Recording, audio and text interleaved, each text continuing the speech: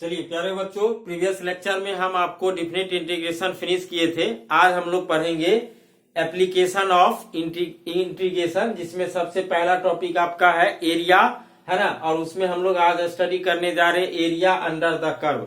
कोई कर्व के द्वारा जो एरिया आपका घिरेगा, जो एरिया आपका बाउंडेड होगा, उसको किस तरीके से हम लोग फाइंड आउट करेंगे, वही चीज आज बच्चों यहाँ पे हम लोग सीखेंगे। ठीक है ना। चलिए तो देखिए बच्चों, हम लोग सबसे पहले इसमें देखेंगे कि आपका एरिया अंडर द कर्व में मान लो आपका कोई कर्व है। जैसे देखिए यहाँ पे ये आपका कोई कर्व है, ठीक है ना। इसके कारण जो एरिया घिरेगा, क्लियर है बच्चों। मान लो इस कर्व का इक्वेशन है y बराबर आपका fx, और आप ये x एक्सिस पे कितना एरिया बना रहा है विद इन लिमिट x बराबर a और x बराबर b। हमको इस कर्व के द्वारा x एक्सिस और इन दोनों लाइन के बीच में जो एरिया बनेगा उसको फाइंड आउट करना है। मतलब ये जो आपका हैचिंग, जिस सरफेस को बच्चों हम हैचिंग कर रहे हैं, देखिए यहाँ पे ये एरिया आपको फाइंड आउट करना है। तो इस एरिया को फाइंड आउट करने के लिए हमारे पास फॉर्मूला होता है। हम लोग सबसे पहले इसमें क्या करते हैं, एक स्ट्रिप कंसीडर करते हैं। और ये स्ट्रिप आपका बहुत ही स्मॉल थिकनेस का आपका स्ट्रिप होता है। हमने एक स्ट्रिप कंसीडर किया, है ना। और ये स्ट्रिप आपका देखो तो किस एक्सिस के पैरेलल है, y एक्सिस के पैरेलल है। यानी कोई भी कर्व के द्वारा यदि x एक्सिस पे जो आपका एरिया घिरेगा, यानी एरिया आपका x एक्सिस पे बन रहा है, तो हम लोग स्ट्रिप किसके पैरेलल लेंगे, y एक्सिस के। और बच्चों आपका एरिया का जो फॉर्मूला होता है वो होगा आपका एरिया बराबर इंटीग्रेशन y dx। क्लियर है ना। ऐसा स्ट्रिप क्या होगा, इसमें इनफाइनाइट होगा। आप बताओ, ऐसा स्ट्रिप बहुत सारा हम लोग निकाल करके सबको यदि समेशन कर देंगे तो ये पूरा एरिया क्या मिल जाएगा आपको। तो बच्चों क्या करेंगे, हमने आपको बताया था इंटीग्रेशन का मतलब क्या होता है, समेशन। तो ए से बी के बीच में इसको हम लोग इंटीग्रेट कर देंगे तो आपको ये पूरा एरिया मिल जाएगा। ठीक है, हमेशा याद रखना, एरिया यदि एक्स एक्सिस पे बन रहा है, स्ट्रिप किसके पैरेलल, y एक्सिस। और एरिया का फॉर्मूला क्या होगा, y dx। ठीक है, ये dx का लिमिट चलेगा, लिमिट हमेशा इसका चलेगा। मतलब dx क्या, ऑपरेटर जो आपका यहाँ पे है dx, यानी x का लिमिट चलेगा कहां से कहां, a से b। क्लियर है ना। और ये y आप कहां से लोगे, कर्व के इक्वेशन से। इसको आप याद रखोगे।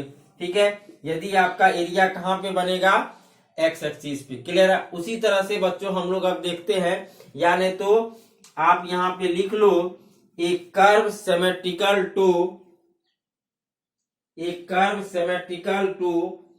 एक्स एक्सिस, है ना।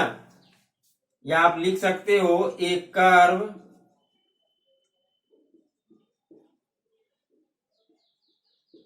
सिमेट्रिकल टू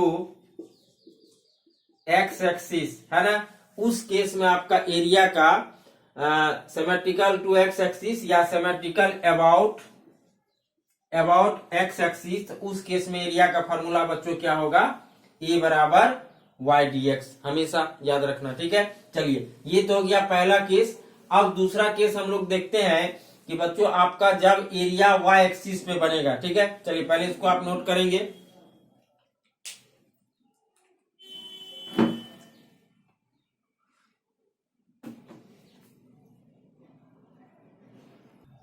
देखो बच्चों, अब दूसरा केस हम लोग ले रहे हैं कि if the curve is symmetrical about y axis. ठीक है ना, इससे पहले हम x एक्सिस लिए थे, अब y एक्सिस।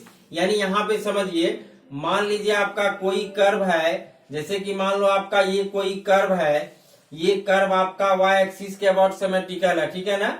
या सिंपल आप देखो कि यदि एरिया आपका कहां पे बनेगा बच्चों, y एक्सिस पे बनेगा। अब इस कर्व के द्वारा मान लेते हैं, इस कर्व का इक्वेशन y बराबर क्या है, fx है। क्लियर है ना, y बराबर आपका fx है। इस कर्व के द्वारा जो एरिया बनेगा, तो बच्चों देखिए यहाँ पे एरिया इस कर्व के द्वारा y एक्सिस पे क्या बनना, ये हैचिंग आपका जो सरफेस हम कर रहे हैं, ये एरिया हमको आपको फाइंड आउट करना है।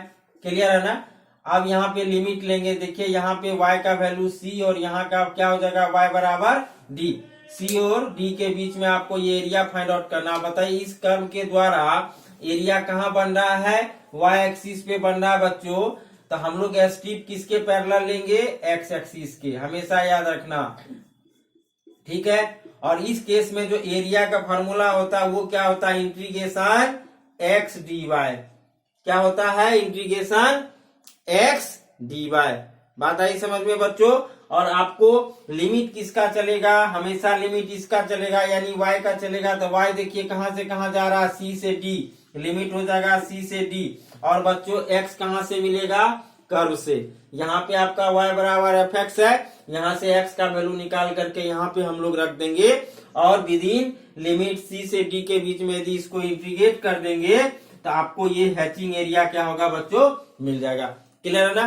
तो एरिया अंडर द कर्व में आपको याद रखना है, यदि आपका एरिया एक्स एक्सिस पे बनेगा तो फॉर्मूला क्या होगा, वाई डी एक्स, और यदि आपका एरिया वाई एक्सिस पे बनेगा तो फॉर्मूला क्या होगा, इंटीग्रेशन एक्स डी वाई।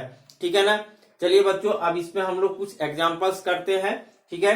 उससे पहले आपको कुछ हम स्टैंडर्ड ग्राफ बता देते हैं, क्योंकि एरिया के क्वेश्चन को सॉल्व करने के लिए आपको ग्राफ आना चाहिए। मतलब ग्राफ बहुत ज्यादा डीपली नॉलेज नहीं होना चाहिए, आपके लेवल पे बहुत ही स्टैंडर्ड ग्राफ पूछता है, और जो पूछता है उसको बच्चों हम लोग यहाँ पे डिस्कस कर देते हैं। ठीक है, तो चलिए हेडिंग दीजिएगा, सम स्टैंडर्ड ग्राफ।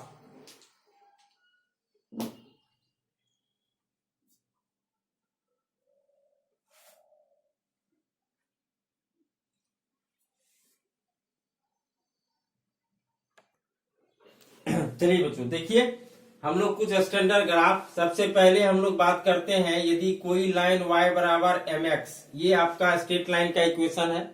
ठीक है बच्चों, जहां पे आपने पढ़ा होगा y बराबर mx, m क्या होता है, स्लोप होता है। इसका जो होगा,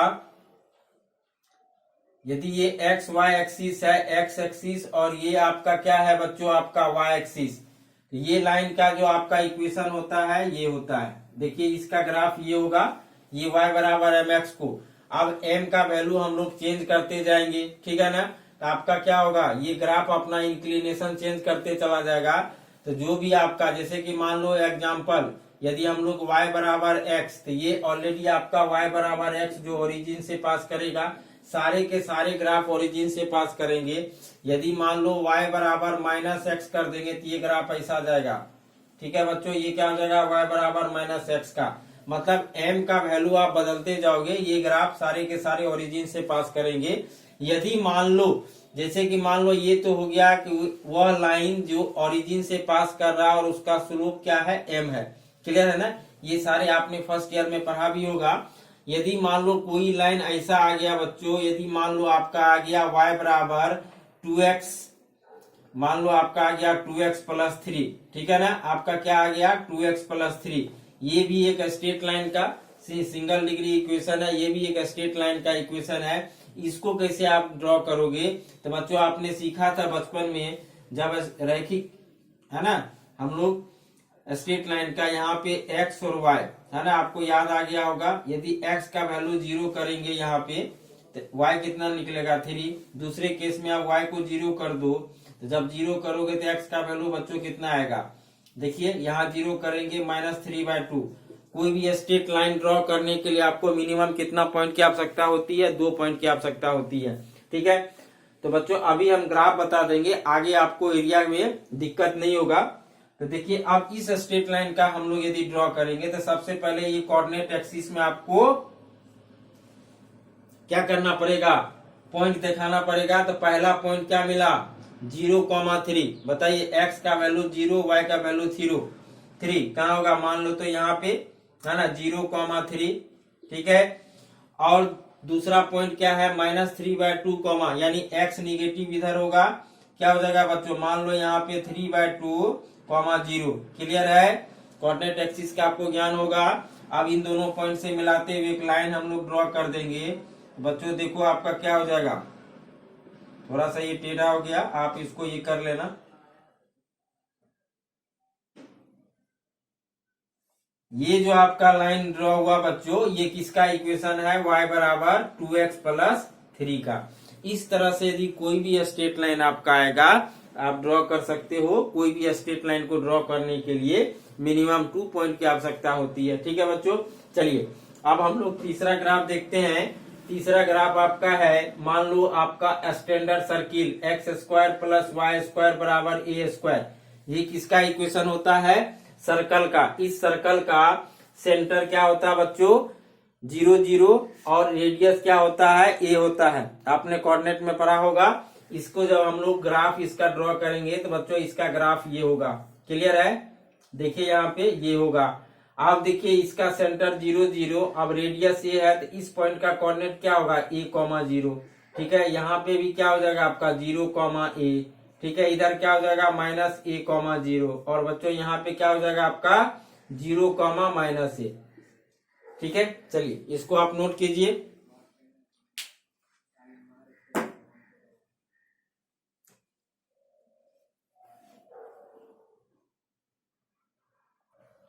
चलिए बच्चों, दूसरा है आपका, देखिए आपका कितना नंबर था आपका? 4 नंबर। ये देखो आपका, हम लोग यहाँ पे पैराबोला का 2 इक्वेशन, एक होता है वाई स्क्वायर बराबर 4ax और दूसरा होता है बच्चों एक्स स्क्वायर बराबर 4ay। ये आपका एक पैराबोला है, स्टैंडर्ड पैराबोला है ना।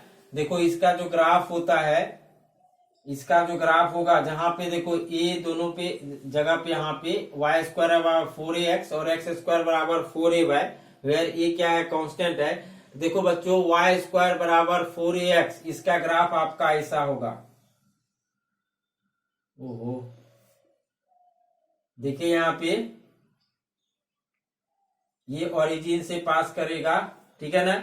ये जो ग्राफ है ये किसका ग्राफ है बच्चों? वाई स्क्वायर बराबर 4ax। ठीक है, ध्यान रखना। और यदि मान लो यहाँ पे माइनस हम लोग लगा देंगे, वाई स्क्वायर बराबर -4ax, तो ये मुंह फेर लेगा इससे, मतलब ये क्या हो जाएगा आपका? ऐसे हो जाएगा बच्चों, ये आपका इससे मुंह फेर लेगा। देखो यहाँ पे ये किसका इक्वेशन हो जाएगा? वाई स्क्वायर बराबर -4ax। दोनों हमेशा क्या? ओरिजिन से पास होगा, ओरिजिन से टच करते हुए जाएगा बच्चों। क्योंकि देखिए कोई भी कर्व यदि कोई भी पॉइंट से पास करेगा तो वो सेटिस्फाई करेगा। तो यदि 0 0 रखेंगे दोनों तरफ क्या हो जाएगा? 0 0। क्लियर है ना। तो ये हो जाएगा बच्चों इसका। अब देखिए दूसरा कर्व है आपका, दूसरा पैराबोला है एक्स स्क्वायर बराबर 4ay। तो बच्चों यहीं पे हम आपको दिखाते हैं। आपका ये जो पहला वाला ग्राफ होगा, आप देखिए इस ग्राफ को आप ध्यान से देखिए। ये जो वाई स्क्वायर बराबर 4ax किस एक्सिस के अबाउट के सिमेट्रिकल है बच्चों? किस एक्सिस के अबाउट सिमेट्रिकल है? एक्स एक्सिस के अबाउट, है ना। ये एक दूसरे पे ओवरलैप कर लेगा। अब चलिए दूसरा वाला ग्राफ एक्स स्क्वायर बराबर 4ay। तो बच्चों आपको याद रखना है इसका ग्राफ किधर मुंह खोलेगा? ऊपर की तरफ मुंह खोलेगा। ठीक है ना, ये ऊपर की तरफ, यानी ये किसका ग्राफ है आपका? एक्स स्क्वायर बराबर 4ay। अब यदि यहाँ पे निगेटिव कर लेंगे तो ये भी क्या होगा? पलट जाएगा, डाउनवर्ड हो जाएगा, यानी ऐसा होगा। देखो बच्चों ऐसा हो जाएगा। क्लियर है ना। तो मतलब इसका इक्वेशन क्या हो जाएगा? एक्स स्क्वायर बराबर -4ay। ये चारों ग्राफ आपको याद रखना है। ठीक है ना, आप अलग अलग बना लेना, हम एक ही में बना दिए हैं। और यही स्टैंडर्ड ग्राफ आपके एग्जाम में भी आता है। ए का वैल्यू यहाँ पे चेंज होते रहेगा, उससे कोई फर्क नहीं पड़ेगा, सारे के सारे ओरिजिन से पास करेंगे। ठीक है बच्चों, ये हो गया हाइपरबोला, सॉरी पैराबोला। अब नेक्स्ट ग्राफ करेंगे, इसको आप कॉपी कीजिए।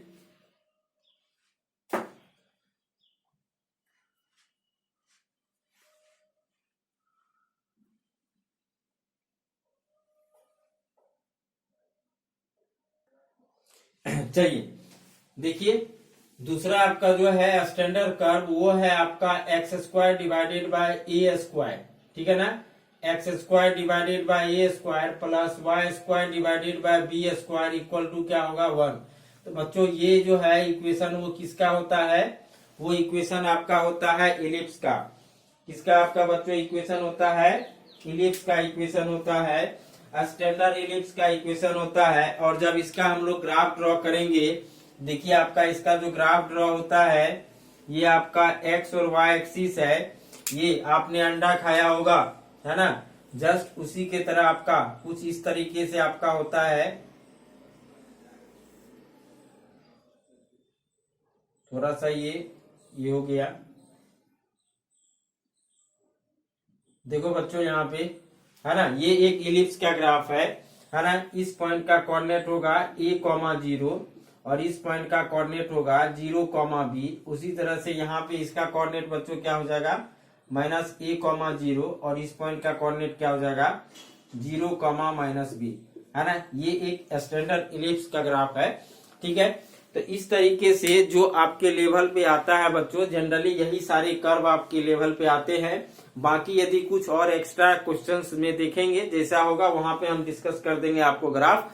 इतने सारे ग्राफ को आपको याद रखना है, ठीक है बच्चों, ठीक है ना। इतने सारे ग्राफ को कैसे यदि आएगा तो उसको किस तरीके से हमको करना, ये सारे ग्राफ आपको माइंड में सेट होने चाहिए, ठीक है। अब चलिए बच्चों हम लोग कुछ एग्जांपल्स करते हैं, ठीक है ना। जो कॉन्सेप्ट अभी हमने आपको दिया एरिया का, एरिया अंडर द कर्व का, उस पे कुछ एग्जांपल्स करते हैं, ठीक है। चलिए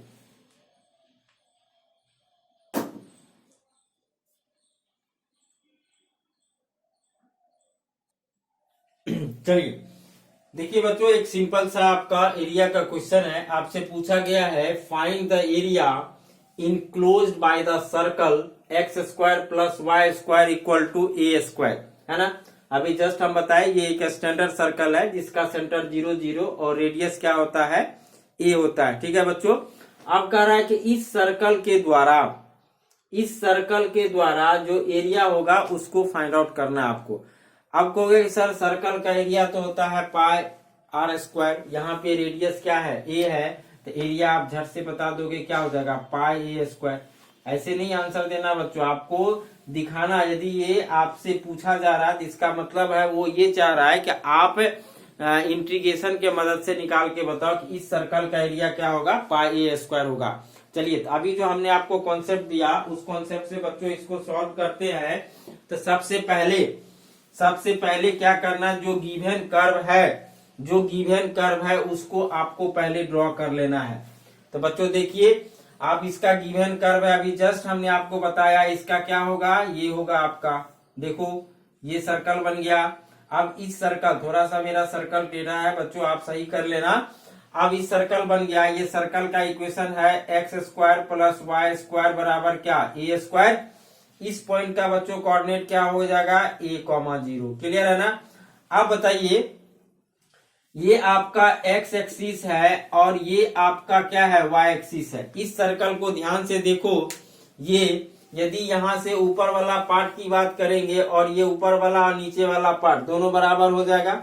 इधर वाला पार्ट की बात करेंगे, ये इधर वाला पार्ट दोनों क्या हो जाएगा डिवाइड हो, मतलब बराबर हो जाएगा।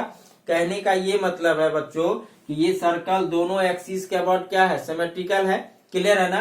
तो अब देखिए, यदि एक क्वाड्रेंट का 1/4 पार्ट का यदि हम लोग एरिया कंसीडर करें तो बच्चों देखो तो क्या हो जाएगा, ये वाला एरिया होगा, ये वाला एरिया होगा कि नहीं होगा। देखो यहाँ पे ध्यान से, ये वाला एरिया होगा। अब ये एरिया बच्चों कहाँ बन रहा है, एक्स एक्सिस पे बन रहा है। तो अभी जस्ट हम बताए थे एक्स एक्सिस पे बनेगा तो आपको स्ट्रिप लेना पड़ेगा किसके पैरेलल, वाई एक्सिस के पैरेलल। ले लिए स्ट्रिप वाई एक्सिस के पैरेलल। और जब एरिया बच्चों आपका एक्स एक्सिस पे बनेगा तो उसका फार्मूला क्या होता है, अभी जस्ट बताए थे वाई dx होता है कि नहीं होता है, होता है बच्चों। और लिमिट x का चलेगा, बताओ x का यहाँ से यहाँ पे x का वैल्यू 0 और यहाँ पे क्या a, तो लिमिट कहाँ से कहाँ चलेगा 0 से a। और y कहाँ से होगा कर्व से, तो कर्व से y निकालिए। तो यहाँ से y निकालेंगे तो y² बराबर क्या हो जाएगा a² - x²।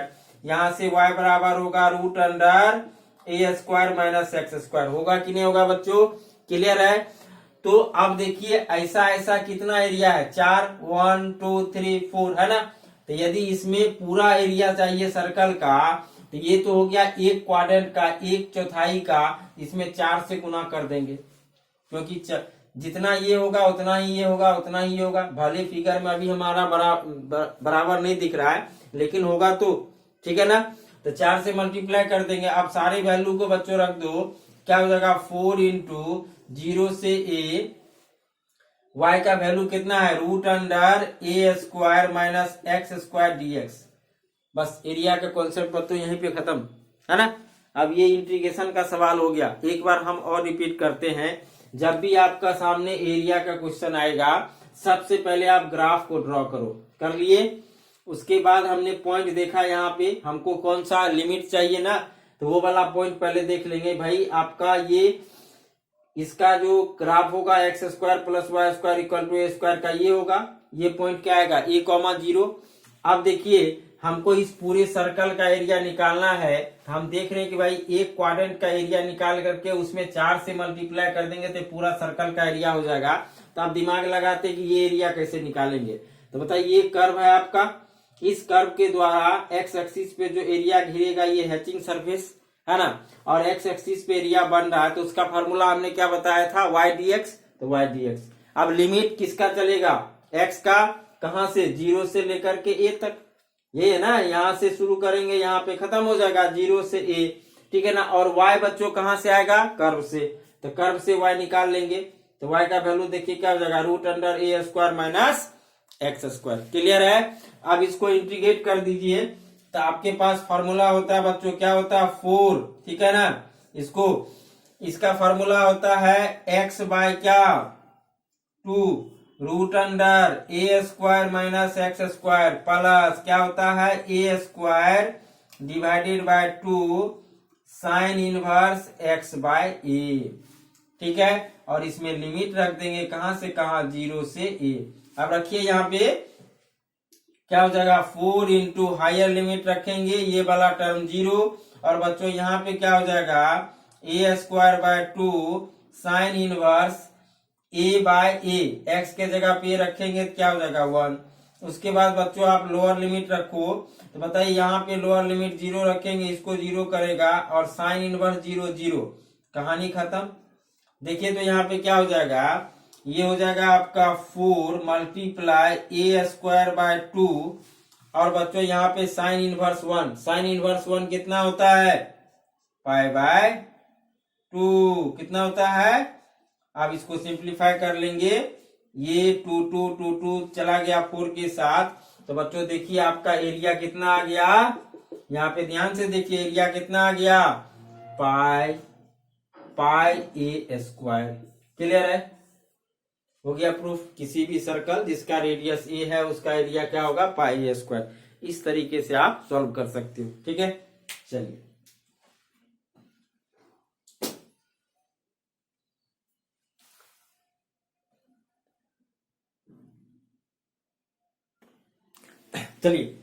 देखिए बच्चों इस क्वेश्चन को आप दूसरे, मतलब हमने आपको 2 कॉन्सेप्ट दिया था, एक एक्स एक्सिस पे बनेगा, एक आपका यदि एरिया। अब देखिए ये आपका क्या है, ये कर्व वाई एक्सिस के अबाउट भी सिमेट्रिकल है, तो ये एरिया हम लोग वाई पे भी कंसीडर कर सकते हैं। यदि हम लोग यहाँ पे स्ट्रिप पैरेलल टू यदि हम लोग एक्स एक्सिस ले तो ये एरिया आखिर इस पे भी बन रहा है। तो बच्चों बताओ इस पॉइंट का भी कोऑर्डिनेट क्या होता है, यदि a,0 आपका यहाँ पे भी हम बताए क्या हो जाएगा, 0,a होगा कि नहीं होगा, ठीक है।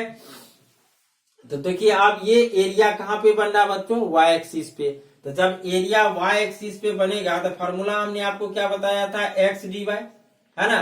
यदि strip parallel to x axis है ना, तो उस केस में एरिया आपका क्या होता है, x dy, और लिमिट बच्चों किसका चलेगा, dy का चलेगा। तो बताइए y का लिमिट यहाँ पे 0 और यहाँ पे कितना, a, यानी 0 से a लिमिट चलेगा। अब x का वैल्यू आप कहाँ से लोगे, कर्व से। तो बच्चों देखिए आपका x का वैल्यू यहाँ से कर्व से क्या हो जाएगा, कर्व से निकालेंगे x का वैल्यू, x² बराबर हो जाएगा a² माइनस y², x बराबर होगा √a² माइनस y², ठीक है। अब यहाँ पे रख दो, क्या हो जाएगा, ये 0 से a √a² minus y² dy।